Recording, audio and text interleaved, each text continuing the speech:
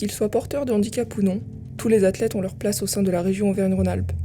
Entre locaux et entraînements adaptés, de Montluçon à Clermont-Ferrand en passant par Lyon, tout est mis en œuvre pour développer le sport. En 2023, les Global Games, réservés aux sports adaptés, auront lieu à Vichy, un an avant les Jeux Olympiques et Paralympiques de Paris. Dans ce contexte, toute la région s'implique afin de promouvoir les activités physiques en tout genre. Donc au CREPS, nous accueillons différents collectifs de sportifs en situation de handicap, autant des sportifs handicapés moteurs ou sensoriels que des sportifs porteurs de déficiences intellectuelles ou psychiques. Nous accueillons le pôle France natation sport adapté notamment, et nous hébergeons à demeure l'académie Philippe Croizon avec des sportifs, des nageurs handisport. Donc le CREPS a été candidat sur 39 disciplines olympiques et paralympiques pour être centre de préparation aux Jeux. Il a été retenu pour l'instant sur 35 disciplines, dont 15 disciplines paralympiques et 20 olympiques. Et à cet effet, il a bénéficié d'une aide très importante, d'une aide financière de la région Auvergne-Rhône-Alpes pour restructurer ses équipements. Donc le CREPS sera pourvu, le CREPS c'est le plateau sportif de Vichy, parce que c'est vraiment un projet partagé, sera pourvu très prochainement et avant l'année d'échéance, enfin l'année d'entraînement de 2023, d'une double halle sportive et d'équipements de pointe, d'un pôle santé et de performance qui permettra d'accueillir les collectifs et de les accompagner autant dans leur préparation sportive, physique, que médicale et psychique. Effectivement, quelques sportifs ont pu performer en étant accompagnés par le CREPS. Si on cite quelques-uns d'entre eux, par exemple Théo Curin sur la natation handisport, Gaël Geffroy sur l'athlétisme en sport adapté. Ils ont bénéficié chacun d'un accompagnement de proximité et fortement adapté au sein du CREPS.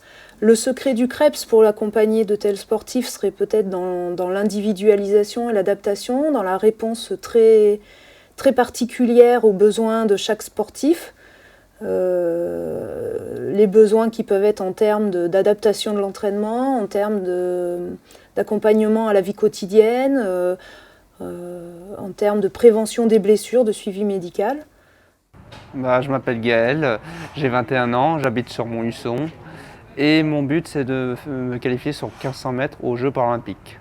Le but de l'accompagnement pour Gaël Geffroy va correspondre à la préparation d'objectifs à court, moyen et plus ou moins long terme, puisque à court terme, Gaël est en train de chercher une qualification pour les Jeux, nous l'espérons, qui auront lieu à Tokyo cet été. À une échéance un petit peu plus moyenne, effectivement, les Global Games, qui sont les sports un peu les Jeux Olympiques pour les gens de la Fédération du sport adapté, qui sont prévus en 2023 à Vichy, et à plus long terme, les Jeux Olympiques, paralympiques, en tous les cas, de 2024 à Paris. Mon plus grand rêve sur les compétitions, déjà de faire les Jeux paralympiques, rien que ça. Et d'avoir une médaille aussi, pourquoi pas, aux Jeux paralympiques. Et en plus, de battre le record du monde sport adapté qui est en 3,46. Je vais essayer de progresser petit à petit. Je vais essayer d'y aller par étapes. J'essaye d'aller, on va dire, de plus en plus vite, de bien faire les séances et de m'entraîner très dur pour aller jusqu'en 2024 pour que je puisse faire la qualif. Moi, j'ai commencé le sport tôt quand j'étais petite, donc c'était au tout début de mon handicap. Donc c'est vrai qu'au début, ça m'a pas trop posé de soucis. Après, j'ai fait 6 ans de gymnastique et c'est vrai qu'avec mon handicap, j'étais bloquée en fait à un certain niveau, j'arrivais plus à avancer, donc j'ai arrêté. Surtout que moi, j'ai plus un esprit compétitif dans le sport. Donc je fais de la danse, mais par exemple je fais pas de concours et j'aimerais bien pouvoir en faire, mais j'ai pas le niveau donc je peux pas.